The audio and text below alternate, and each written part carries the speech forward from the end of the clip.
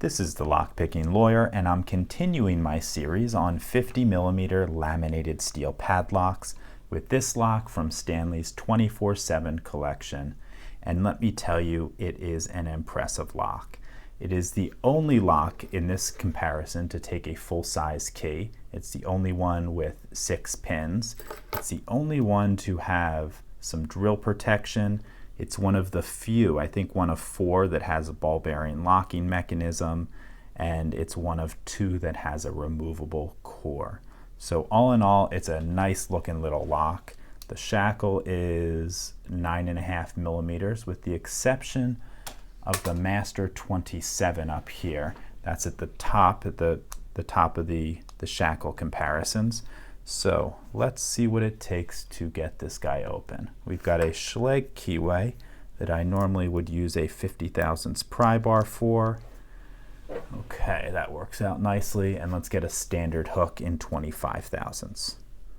1's loose, 2's loose, 3's loose, 4, click out of 5, click out of 6, 1's still loose, click out of 2, click out of 3, nothing from 4, 5, 6, back to 1,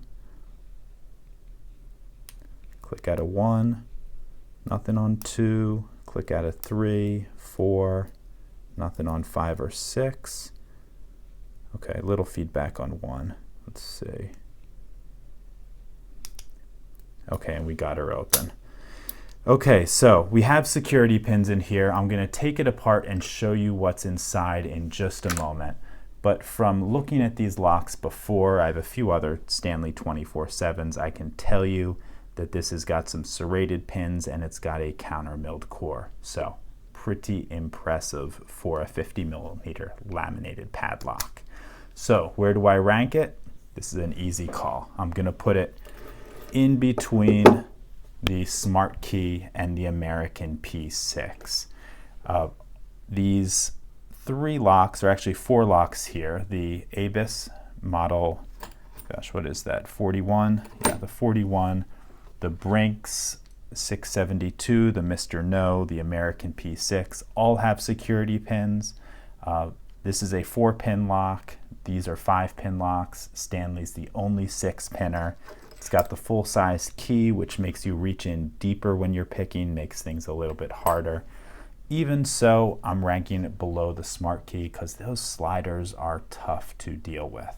So now that I have the ranking out of the way, let me push these locks aside and I will show you what's inside this Stanley. Unfortunately, this Stanley is a bit of a pain to gut. And unlike normal locks, where you'd have a screw right down the shackle hole that would remove this bottom, you actually have to completely remove the shackle on this lock to get the core out. So we get that shackle out by removing this set screw, which is Loctited in, but not too bad. I'm going to have to, there we go. Now let's get that spring out of the way. That might be a little easier if that ball bearing's retracted. There we go. And we've got another Allen key. Let's see if this one will fit. Yeah, perfect. Good guess.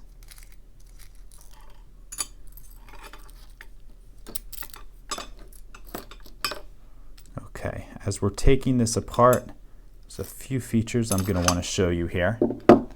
First, this cover has some great drill protection. We've got a spinner that will foil most drill attacks going in. And then if you try to go right through the hard plate here, right in front of the pin stack is that hardened ball bearing. Oh, sorry, I got out of frame for a moment. Is that hardened ball bearing, and that will be very, very difficult to drill through. So great drill protection here. Let's finish taking this core apart. This is really greasy. I've not had this apart before.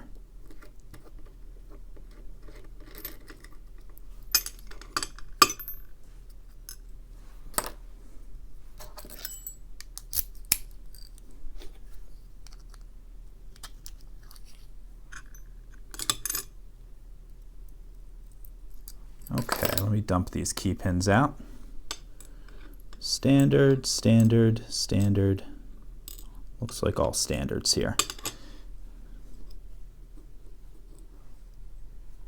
And I'll give you a zoom in on this core because it does have a notable feature, and that is counter milling in all 6 of the chambers. Great feature. It makes you pick even standard pins a couple times. Now we look at the driver pins. Hopefully we'll have some fun stuff here. Number 1 is serrated,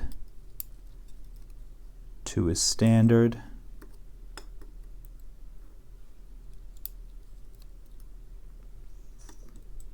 3 is standard, 4 is standard, 5 is a modified standard,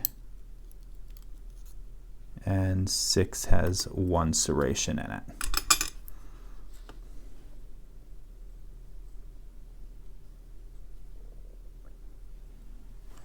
Okay, let me check these locks, these key pins to see if they're magnetic.